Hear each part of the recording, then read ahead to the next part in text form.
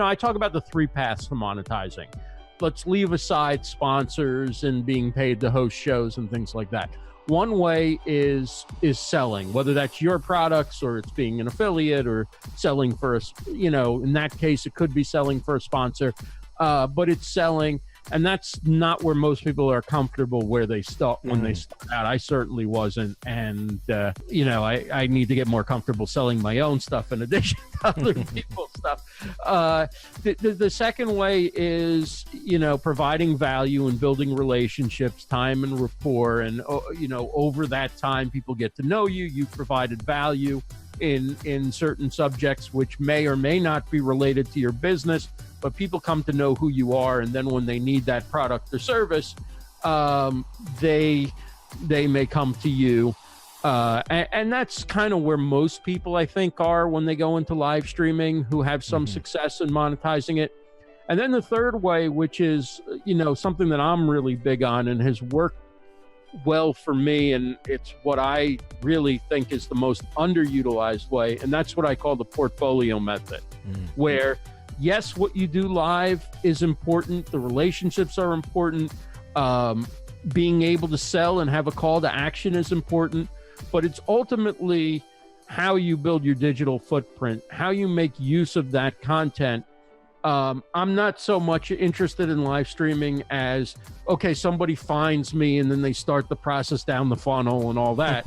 I'm interested in converting the person that calls you, Gord, and says, who's somebody who could help me with live streaming? And you go, well, I think Ross might be able to help you. Right. And then what they do is they go Google me and they find my LinkedIn, and then they check out my YouTube channel and they check out my website.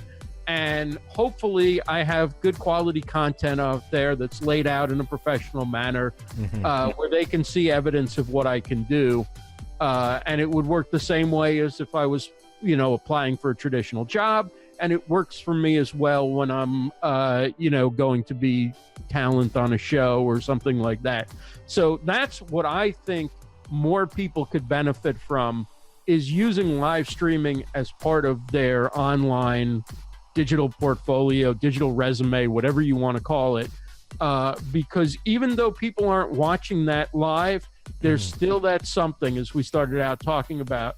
There's still that something when people know you did something live, that you didn't hire a production company, that you didn't write out your commercial and shoot it 16 times, but where they see you in real time, even if it's not real time for them, but it was real time at some time, interacting with people. I think a lot of people would do better in monetizing their online content in general if they focused on how it appears to the person Googling them, more so than how many likes or even newsletter signups or all that. Because when you're a solopreneur, you're an entrepreneur, you're a small business owner, you're a consultant or a coach, that 1 or 2 clients can make a difference in your revenue for that month or that quarter. It's certainly a lot easier to close a warm lead than it is to get people through the funnel from discovering your live stream to signing up to your email list to booking a 20-minute call to subscribing to your podcast and watching all your videos, and then eventually deciding they want to work with you.